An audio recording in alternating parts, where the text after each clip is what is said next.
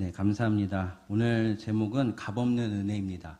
제가 이 제목을 조금 더 쉽게 설명하자면 아마도 공짜 은혜라고 설명할 수 있을 것 같습니다.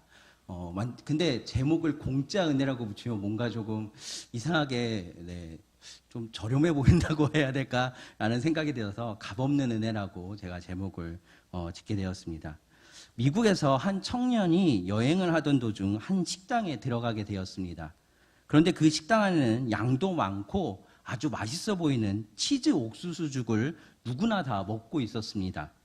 그 청년도 역시 양도 많고 맛있어 보이는 옥수수죽을 먹기로 결심하고 옆에 사람에게 가격을 물어보았습니다. 그 죽이 얼마나 됩니까? 라고 물어보자 가격을 듣고 그 청년은 놀라지 않을 수가 없었습니다. 그 옥수수죽은 단 50센트, 우리나라 돈으로 600원밖에 되지 않았기 때문입니다. 그 청년은 마치 천국을 경험한 것 같고 사막에서 오아시스를 찾는 기분이었습니다. 여행을 하면서 늘 식사비 때문에 고민이었는데 그 고민이 한 번에 해결되었기 때문이었습니다. 청년은 이 지역을 여행하면서 식사비는 여기서 해결을 하고 나머지 돈으로 여러 가지 다른 것을 보아야 되겠다고 결심을 하고 이제 그곳에서 주문을 하기 위해서 메뉴판을 펼쳐보았습니다. 그런데 이 메뉴판에 보던 중 아주 메뉴판 밑에 작은 글씨로 이런 글귀가 써져 있었습니다. 정식 메뉴를 주문하시면 옥수수죽은 50센트에 먹을 수 있습니다. 라는 글귀가 써져 있었다는 것입니다. 청년은 그러면 그렇지 세상에 공짜가 어디 있겠어라는 다 무언가는 해야지만 얻어지는 것이라는 생각을 하였습니다. 그 메뉴판을 보고 세상에 공짜는 없어 다 뭐든지 해야지만 얻는 것이라는 생각을 했다는 것입니다. 이때 이 청년의 내리에 스치는 한 생각이 있었습니다. 이와 같이 그리스도인도 하나님의 은혜를 마찬가지로 생각하는 것은 아닐까라는 생각을 하였다는 것입니다. 자신의 노력과 공로가 있어서 은혜를 받을 자격이 될 때 비로소 은혜가 나의 것이 된다고 믿는 것으로 생각하지 않을까라는 생각을 하였습니다. 그리고 그 청년은 그 식당에서 하나님의 은혜에 대해서 깊이 생각에 잠겼다고 합니다. 그리고 이 청년은 나중에 유명한 목사님이 되었습니다. 이 청년은 현재 미국에서 설교의 대가로 유명한 브라이언 채플 목사님의 일화였습니다. 이처럼 이 청년이 여행을 하면서 공짜 같은 옥수수죽을 통해 생각했던 하나님의 은혜에 대해서 많은 그리스도인들이 그렇게 대가성의 은혜로 오해를 하고 있다는 것이 사실입니다. 하지만 이런 대가성의 은혜는 진정한 은혜가 아닙니다. 하나님의 은혜는 우리 힘으로는 할 수 있는 것이 아무것도 없습니다. 받을 자격이 있는 은혜라면 실상 그것은 우리에게 아무런 도움도 되지 않을 것입니다. 저는 오늘 본문을 통해서 이 값없이 주시는 하나님의 은혜에 대해서 살펴보고 이 시간에 이 값없이 주시는 하나님의 은혜에 더 깊이 빠져드는 그런 시간이 되기를 소망하고 원합니다. 이사야는 이스라엘 백성을 하나님께 고발하는 검사 역할을 했었습니다. 이사야가 그렇게 하나님께 고발했던 이유는 이스라엘 백성이 우상 숭배에서 돌이키게 하려는 것이었습니다. 우상 숭배를 돌이키게 함으로써 하나님의 백성으로 거듭나게 하기 위해서 이사야는 끊임없이 하나님 앞에서 이 이스라엘 백성들이 얼마나 패역하고 얼마나 잘못된 우상을 섬기고 있는지에 대해서 계속해서 그들에 대해서 고발하는 역할을 했었습니다. 그랬더니 이스라엘 백성들의 마음은 더 완고하고 이사야를 더 싫어하는 결과를 낳게 되었습니다. 그런데 하나님의 마음은 그렇지 않았습니다. 자신의 백성을 대해 하나님의 마음은 언제나 자비로우셨고 심지어 심판하실 때도 선한 마음으로 이스라엘 백성들을 심판하셨다는 것을 이사야 전체를 통해서 확인해 볼 수 있습니다. 특히 이사야서 오늘 44장 앞부분에서는 하나님이 자신의 세상을 창조하고 유지하고 다스리고 구원한다는 사실을 정확히 더 말씀해 주고 있습니다. 그분의 만물의 시작이자 끝이므로 그분 외에 다른 신이 없다는 것을 이스라엘 백성들에게 알게 하시고자 하셨습니다. 그렇게 하신 이유는 8절에 나와 있는데요. 우리가 읽지 않았지만 8절을 보시면 이렇게 되어 있습니다. 너희는 두려워 말며 겁내지 말라. 내가 예로부터 너희에게 들리지 아니하였느냐 고하지 아니하였느냐 너희는 나의 증인이라.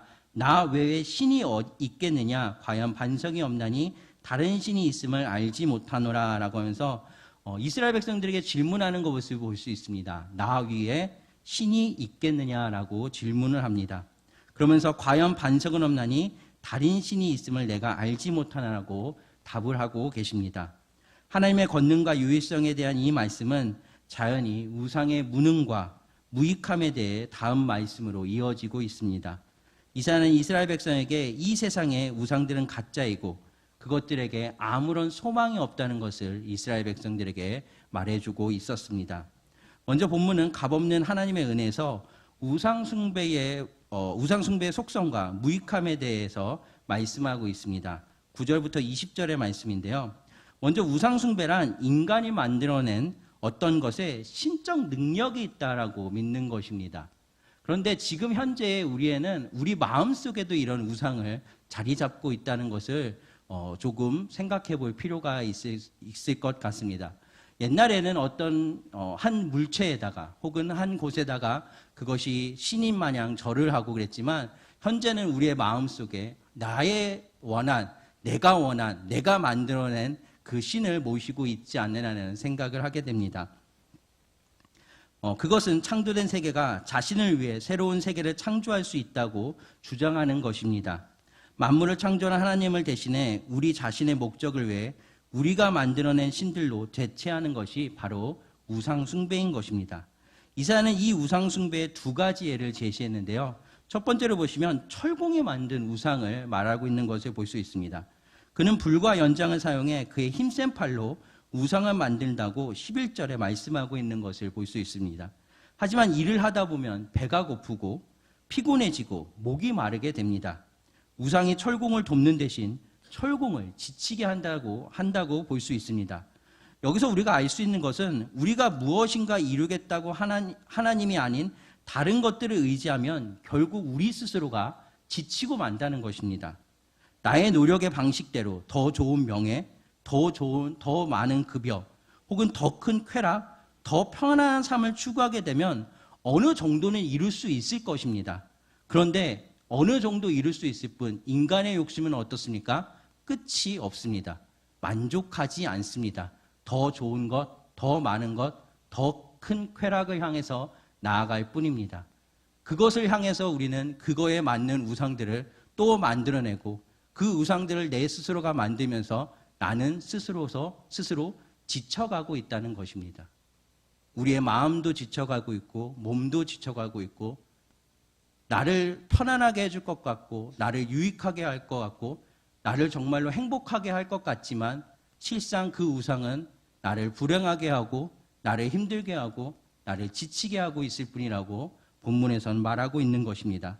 두 번째로는 목공에 만든 우상입니다. 목공은 나무로 자르고 다듬어서 자신의 우상을 만들어 신전에 놓아두게 됩니다. 그리고 역시 첫 번째와 마찬가지로 인간이 만든 것임을 우리는 확인해 볼 수 있습니다. 여기서 우리가 주목해 보아야 할 부분이 있는데요. 그것은 13절의 말씀에 나와 있습니다. 13절을 보시면 이렇게 되어 있죠. 목공은 줄을 들여 재고 붓으로 긋고 대패로 밀고 정규로 그어 사람의 아름다움을 따라 인형을 새겨 집에 두게 하면이라고 말씀하고 있습니다. 여기서 보시면 사람의 아름다움을 따라 사람의 모양을 만들어라는 부분입니다. 이사야는 이 부분에서 하나님의 만드신 최고의 작품과 같이 만들지라도 그것은 결국 인간이 만든 것밖에 되지 않는다는 것을 확실하게 말해주고 있다는 것입니다. 그 목공이 물론 사람의 형상을 따라 사람의 아름다움을 따라 정말로 정교하게 조각을 하고 정말로 아름답게 조각을 하였지만 결국 그것은 사람이 만든 것일 뿐 하나님이 만든 어떤 생물체도 아닌 어떤 아름다움도 아닌 그런 것이라는 것을 말씀해주고 있습니다.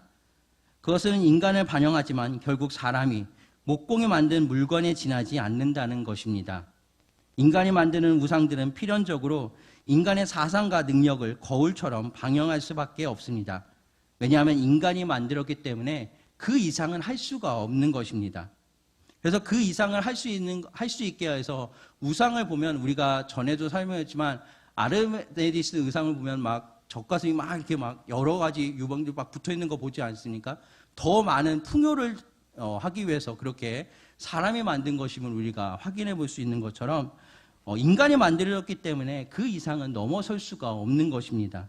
우상들은 전부 인간의 형상을 하고 있지만 인간의 한계성을 갖고 있을 수밖에 없다고 말씀하고 있는 것입니다.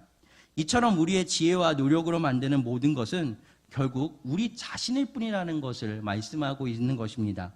인간이 만든 자동차는 인간보다 더 빨리 달릴 수 있고, 만환경은 인간보다 더 멀리 보이게 할 수 있고, 컴퓨터는 인간보다 더 빠르게 계산할 수 있습니다. 하지만 이 모든 것은 초자연계, 신비로운 영역까지는 갈 수가 없다는 것입니다. 인간이 무엇을 만든다고 해서 그것은 하나님의 초자연적 권능에 근접조차 못할 자연계의 한계를 지닌 것들 뿐입니다. 어떻게 컴퓨터가 한 인간을 탄생시킬 수 있겠습니까? 인간은 자신의 한계를 벗어나 보겠다고 우상을 만들지만 그것은 인간의 한계를 반영할 뿐이고, 우상을 숭배하는 것은 결국 인간의 한계를 숭배하는 것밖에 되지 않는 것입니다. 우상을 만든 사람이 그 우상의 본질을 좌지우지할 능력이 없다면 그 우상이 자기보다 더 많은 능력을 발휘할 것이라고 믿는 것은 어리석은 일이라는 것입니다. 즉, 내가 한 우상을 만들어 놓고 그 우상의 힘을 좌지우지할 능력이 나에게 없다면 결국 그 우상을 의지할 수밖에 없고, 그 우상은 결국 아무런 능력이 없다는 것을 스스로 나타낼 뿐이라는 것입니다. 또한 목공은 나무를 사용해 땔감을 만들어 자신의 몸을 따뜻하게 덮이고, 자신이 창조하지 못하는 재료를 사용해 빵을 부어 줄인 배를 채운다고 말씀되어져 있습니다. 그리고 그의 배는 다시 고파지겠지만 그에게는 그것을 통제할 능력조차 없습니다. 또한 이사야는 다음과 같이 지적을 하는데요. 본문 16절과 17절인데 우리 함께 읽어보도록 하겠습니다. 본문 16절과 17절입니다. 그 중에 얼마는 불사르고 얼마는 고기를 삼아 먹기도 하며 고기를 구워 배불리게도 하며 또 몸을 더웁게 하여 이르기를 아하 따뜻하다 내가 불을 보았구나 하면서 그 나머지로 신상 곧 자기의 우상을 만들고 그 앞에 부복하며 경배하며 그것에게 기도하여 이르기를 너는 나의 신이니 나를 구원하라 하는도다 라고 말씀하고, 아멘. 목공은 우상의 본질을 자기가 불태워놓고 자신을 구하고 있다고 생각한다는 것입니다. 참으로 어리석은 인간의 모습을 우리가 볼 수 있지 않습니까? 자기가 마치 그 나무를 따뜻하게 하고 음식을 먹고 있지만 자기가 깎으면서 그 우상이 능력 있다, 그 우상에 힘 있다 하면서 그 우상에게 절을 하고 그 우상을 섬기고 있는 자신의 모습을 발견할 수밖에 없다는 것입니다. 그것은 마치 우리의 모습과도 같을 수 있습니다. 내 마음에 우상을 만들어 놓고 내가 원하는 것, 내가 바라는 것을 그 앞에 투영시키면서 안 된다고 화를 내고 짜증내고, 결국 그것은 누구를 상하게 합니까? 나를 상하게 할 수밖에 없습니다.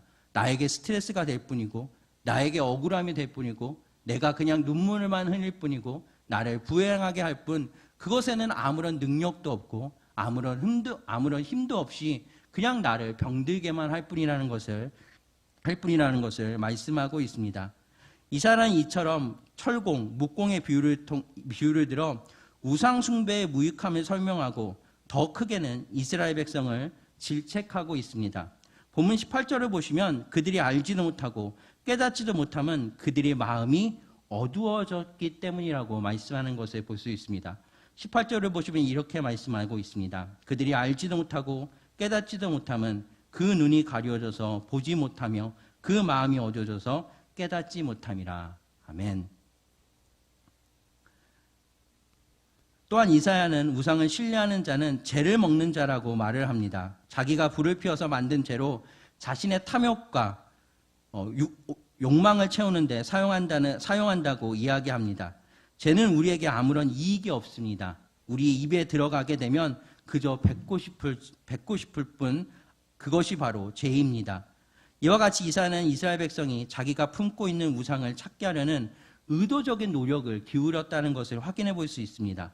가만히 놔두면 그들은 절대 스스로 찾지 않았기 때문에 그들이 우상을 섬기고 있다고 이사야는 계속해서 그들을 향해서 말을 하고 있는 것입니다. 사실 피조물을 이용해 창조주 하나님을 조종하면 안 된다는 것은 이스라엘 사람들에게 낯선 이야기는 아니었을 것입니다.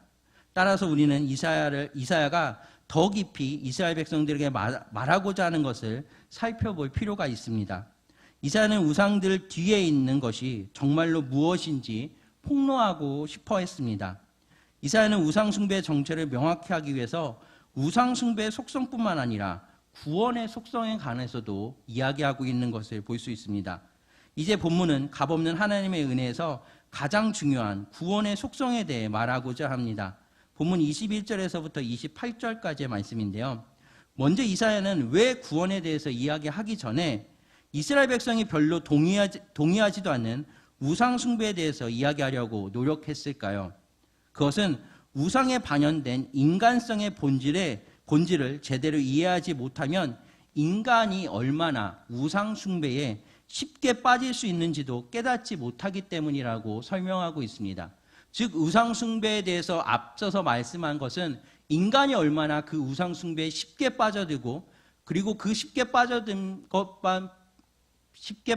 뿐만 아니라 내가 우상 숭배를 숭배하고 있는 것지도 깨닫지도 못하기 때문에 그 우상 숭배가 얼마나 무익하고 얼마나 쓸데없는 것임을 먼저 이야기한 후에 이 구원의 이야기를 나중에 이야기한 것이라고 이사야서는 말하고 있습니다.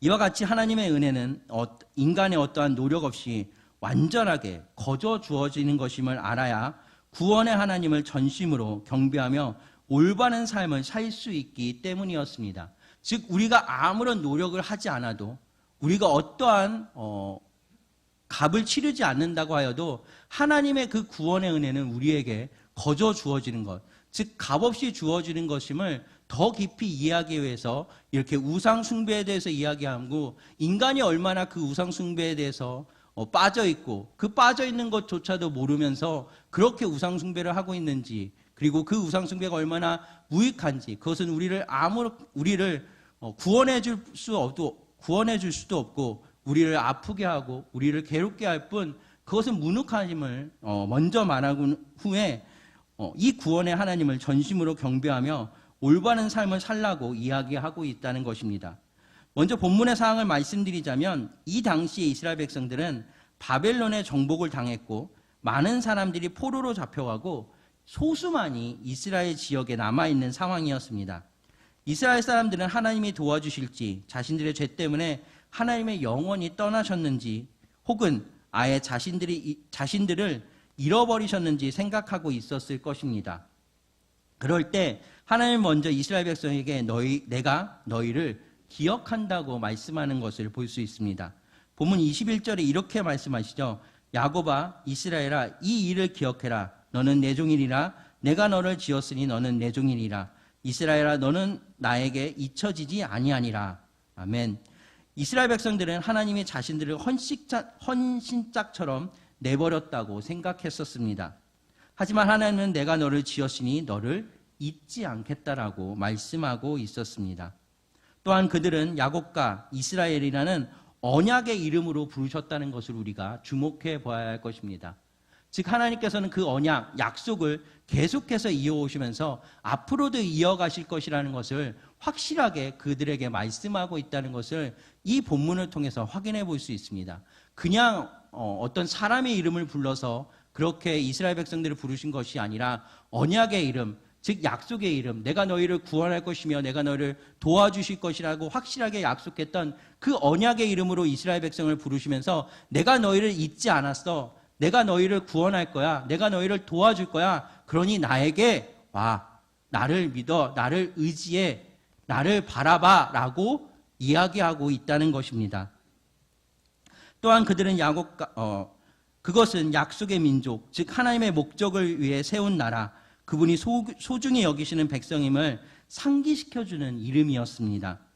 자기 백성은 잊지 않으시겠다는 하나님의 말씀은 단순히 예전의 약속을 상기시켜줄 뿐만 아니라 그들을 위해 언약을 따라 행동하시는 일종의 선언이었습니다.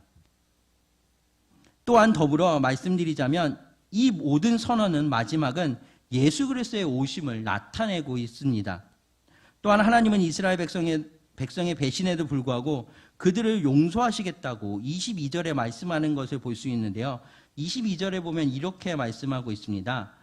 내가 내 허물을 빽빽한 구름에 사라진 같이 내 죄의 안개에 사라진 같이 도말하였으니 너는 내게로 돌아오라. 내가 너를 구속하였음이라. 아멘.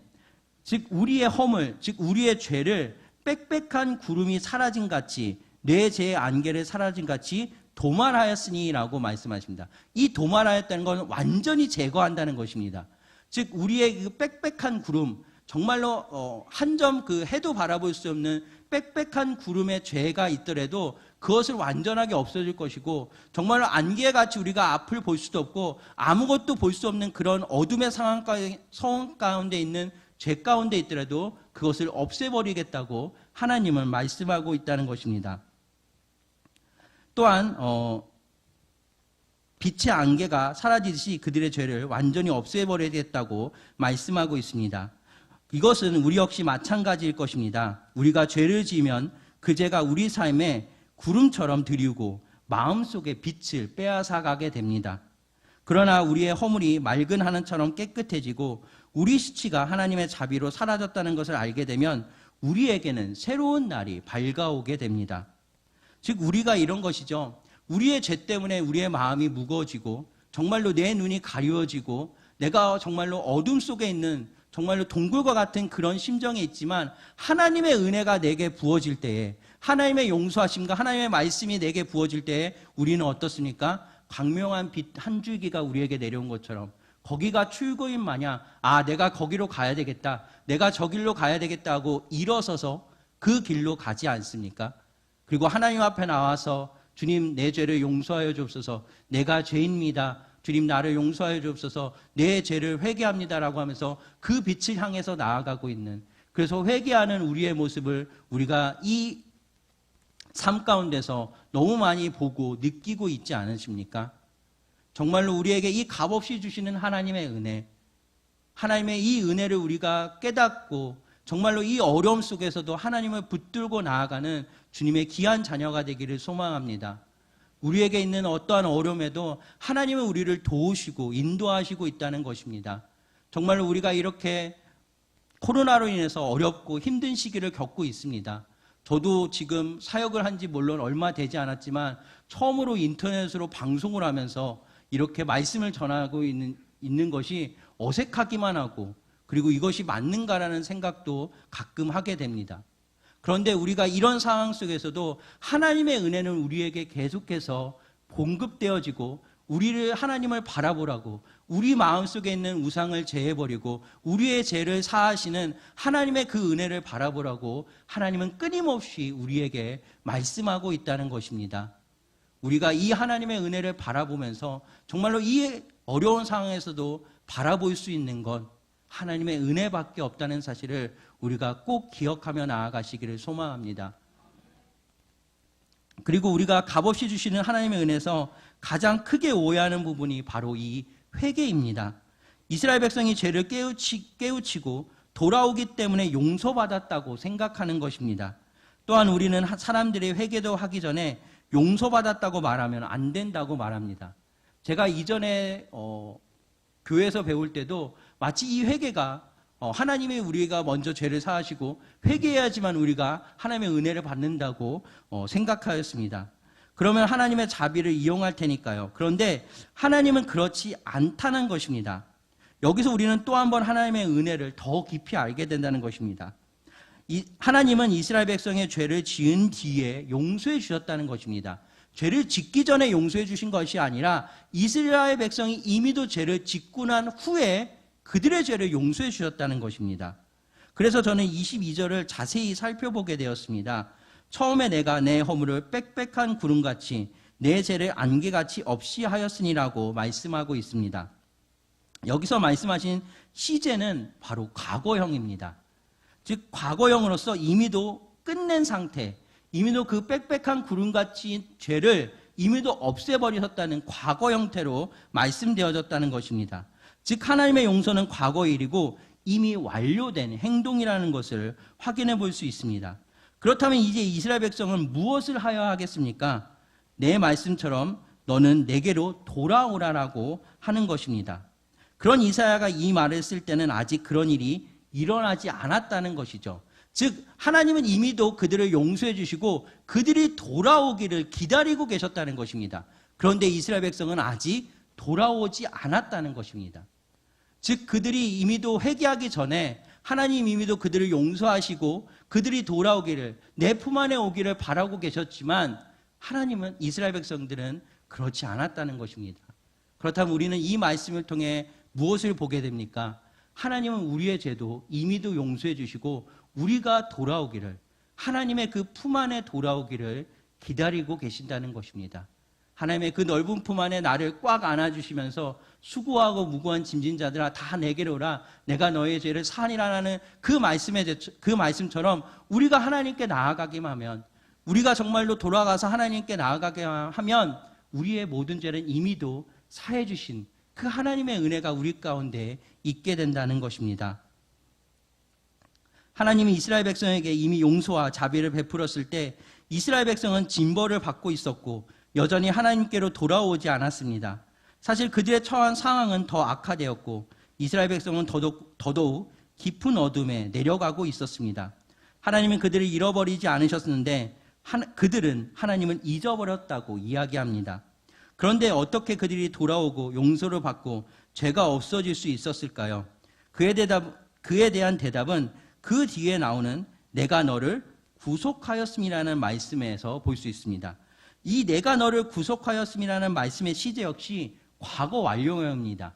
여기서 이 구속하였다는 것도 이미도 끝난 상태입니다. 이미도 구속하였고 이미도 택함을 받았던 하나님의 백성이라는 것을 말씀하고 있다는 것입니다. 하나님의 언약이 인간의 어떠한 노력과 업적이 아니라 하나님에 의해 유지된다는 것을 확실하게 말해주고 있다는 것입니다. 즉 하나님의 자신의 백성이 회개하기 전에 이미 그들을 구속해 주셨다는 것입니다. 신학자인 칼빈은 회개에 대해서 두 가지로 나누어 설명을 하였습니다. 복음적 회개와 율법적 회개인데요. 먼저 율법적 회개는 하나님의 자비가 인간이 하는 회개의 적합성에 달려있다고 생각하는 것입니다. 즉 회개의 행동을 통해 하나님의 자비를 유도하려고 한다는 것입니다. 우리가 하는 행동의 충분함으로 구원을 찾는 것이죠. 그런데 이 복음적 회개는 하나님의 자비로 인해서 생겨나는 결과라는 것입니다. 이미 완전한 값이 없는 은혜가 베풀어졌다는 것을 알고 그 감사함으로 하나님께 나아가게 된다는 것입니다.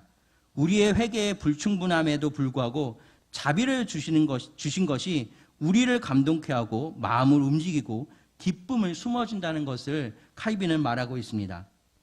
우리는 값없이 주시는 하나님의 은혜로 회개하게 되는 것이고 주님 앞에 나아갈 수밖에 없다는 것입니다. 즉 우리가 회개할 때도 눈물을 많이 쏟고 기도를 오래 해야 되는 것으로 오해하곤 합니다. 제가 이 신학을 공부하기 전에도 이런 일이 있었습니다.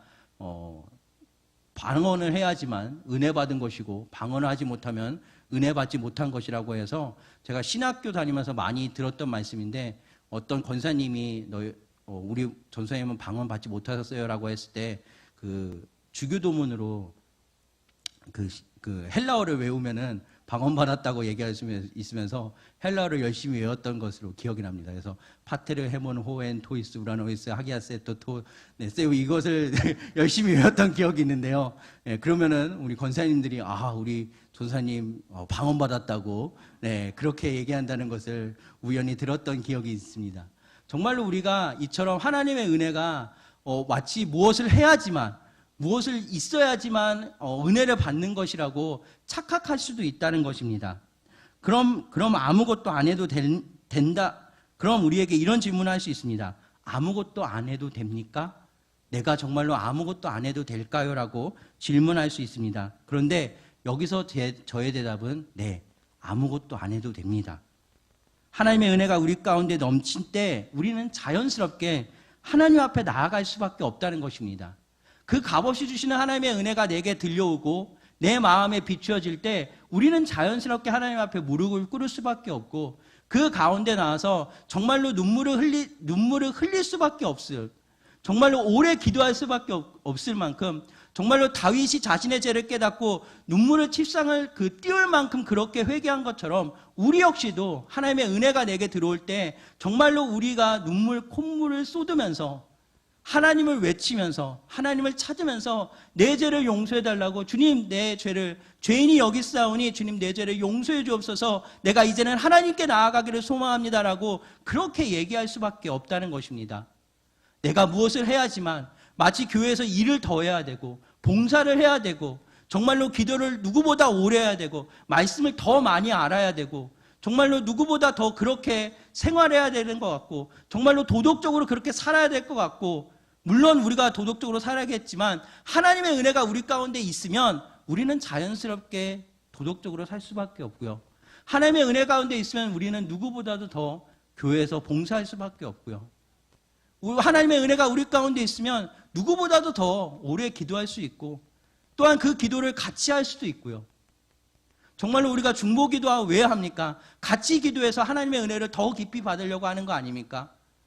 정말로 우리에게 하나님의 은혜가 있으면 더 같이, 더 많이, 더 누릴 수 있는 것이 바로 이 하나님의 값없이 주시는 은혜라는 것입니다. 우리가 예수님이 말씀하셨던 내 이웃을 내 몸과 같이 돌보라는 말씀에 우리는 그렇게 해야 합니다. 그런데 우리가 하는 것이 아니라 하나님의 은혜에 감사함으로 자연스럽게 하게 되는 것이 하나님의 말씀에 실천하는 것이라는 것입니다. 하나님의 말씀은 법처럼 하지 않으면 안 된다는 것으로 생각해서 하게 되면 그것은 율법처럼 행하였던 바리새인과 크게 다를 바가 없다는 것입니다. 내 이웃을 내 몸과 같이 사랑하라. 아, 맞아. 하나님이 이렇게 말씀하시니까 해야지. 라고 그것이 만약에 법률처럼 내 이웃을 내 몸과 같이 사랑해야지 하면서 그렇게 하는 것이 아니라 자연스럽게 정말로 내게 하나님의 은혜가 있어. 하나님이 그래, 나도 이렇게 사랑하셨는데 나의 이웃도 정말로 이렇게 사랑하라고 하셨는데 그래, 내 이웃을 정말로 사랑해야지, 정말로 내 이웃을 돌봐야지라는 그 마음이 자연스럽게 나오게 된다는 것입니다. 그 마음이 자연스럽게 나올 때 그 이웃도 저 사람이 나를 사랑하고 있구나, 저 사람이 나를 정말로 돌봐주고 있구나를 자연스럽게 느낄 수밖에 없게 되는 것입니다. 우리가 누군가를 사랑하고 있을 때 자연스럽게 느끼고 있지 않습니까? 우리 옆에 계신 우리 권사님들, 우리 결혼하신 분들, 내가 저 사람하고 사랑하고 있고 저 사람도 나를 사랑하고 있어서 결혼하신 거 아닙니까? 그런 것처럼 사랑을 줄 때 사랑을 받고 있는 것을 느끼는 것처럼 우리 역시 마찬가지입니다. 정말로 어떤 결혼하기 위해서 마치 내가 저 사람하고 반드시 결혼해야지, 그러니까 사랑을 해야지라는 그런 어떤 법적인 것처럼 그렇게 사랑하면 절대 사랑을 못 느끼게 됩니다. 물론 어느 정도는 느낄 수 있지만 한계가 있겠죠. 그런데 우리가 정말로 하나님의 은혜에 감동해서 하나님의 그 은혜에 감동해서 하나님의 말씀에 따라 행동하고 그 사랑을 전달할 때 하나님이 우리에게 주신 그 사랑처럼 다른 사람들도 그 사랑을 느낄 수밖에 없고 그 사랑 가까이에 나올 수밖에 없다는 것입니다. 그것이 바로 자연스러운 전도고 하나님의 말씀을 따라 행하는 하나님의 백성인 삶이며 그것이 하나님의 값없이 은혜 안에 살아가는 하나님의 백성이라는 것입니다. 말씀을 마치겠습니다. 이스라엘 백성이 징벌을 당하고 있을 때조차도 하나님은 예전과 똑같이 그들을 사랑하셨습니다. 우리도 마찬가지입니다. 우리의 죄의 결과에 아파하고 있을 때에도 주님은 우리를 전과 같이 사랑하십니다. 하나님은 우리를 죄의 결과로 아프게 하시는 것은 그분의 품으로 돌아가고 축복의 길로 인도하고 우리는 다시 그분의 사랑으로 체험하게 하라는 것입니다. 우리가 하나님의 그 품으로 돌아오기 위해서 우리를 아프게 하실 분, 우리를 깨닫게 하실 분, 어떠한 악의 감정에서 너 아파봐라, 너 힘들어봐라, 그렇게 하실 분이 아니라는 것입니다. 다만 우리가 깨닫지 못하고 있을 때 우리를 깨닫게 하기 위해서 우리를 너무나도 사랑하셔서 돌아오라, 너 나 좀 바라보라, 힘들지? 그래, 나 좀 바라봐, 내가 여기 있어, 내가 너에게 은혜를 줄 거야, 그 은혜가 너에게 있지 않니? 그러니까 나를 바라보라라고 그렇게 말씀하시는 하나님의 은혜라는 것입니다. 우리가 회개가 어떠한 검열을 통과했기 때문에 용서받는 것이 아닙니다. 세상의 기초가 놓이기도 전부터 하나님은 우리를 사랑하셨기에 우리가 사랑받는 것입니다. 오늘 우리가 무엇인가 잘해서 사랑받고 있는 것이 아닙니다. 하나님의 아들이신 예수님을 나를 대신하여 죽게 하셨기에 내가 자녀로 받아진 것입니다. 또한 우리가 오랜 시간 눈물로써 회개하여 하나님의 자녀가 된 것이 아닙니다. 우리가 죄를 뉘우치고 용서를 빌기 전에 하나님은 우리에게 은혜를 먼저 베풀어 주셨습니다. 우리 하나님의 은혜가 얼마나 굉장한지를 알고 나면 우리는 자연히 죄를 자복하게 되고 그분을 동행하게 되며 그분의 복음을 전 세계에 전하고 싶은 열망이 우리 가운데 넘치게 됩니다. 이와 같이 오늘 본문의 말씀은 우리가 받고 있는 은혜가 완전하며 무조건전임을 분명하게 말해주고 있습니다. 그러면서 우리가 하나님 앞에 설 수 있는 것은 오로지 예수 그리스도의 보혈의 공로 덕분임을 성경이 일관되게 말씀하고 있다는 것을 알게 됩니다. 그래서 성경 어느 말씀이든지 그 말씀이 주의 복음과 있다 있게 되고 또한 있다 있게 되는 것을 알게 됩니다. 하나님의 사랑은 우리 어떤 것에 좌우되는 조건적인 사랑이 아닙니다. 그 사랑은 전적으로 그분의 자비에 달린 것이고 그 은혜가 우리 삶 전체를 감싸고 있으며 우리의 부족함을 메우고 있다는 것을 오늘 말씀을 통해서 확인해 보시며 그 사랑 안에 더더욱 깊이 빠져들어서 정말로 하나님의 그 은혜, 값없이 주시는 은혜, 정말로 이 공짜 같은 은혜, 정말로 하나님이 이미도 우리를 택하시고 부르시면서 태초부터 우리를 택하시고 부르시면서 그 예수 그리스도를 우리의 죄로 때문에 죽게 하시고 우리를 사하시는 그 하나님의 은혜, 사랑을 더 깊이 경험하시면서 지금 이 어려운 상황에서도 하나님을 바라보고 하나님께 나아가고 하나님의 사랑을 전하며 하나님의 은혜 안에 거하는 귀한 주님의 자녀들이 되기를 간절히 소망하고 원합니다. 잠시 기도하겠습니다.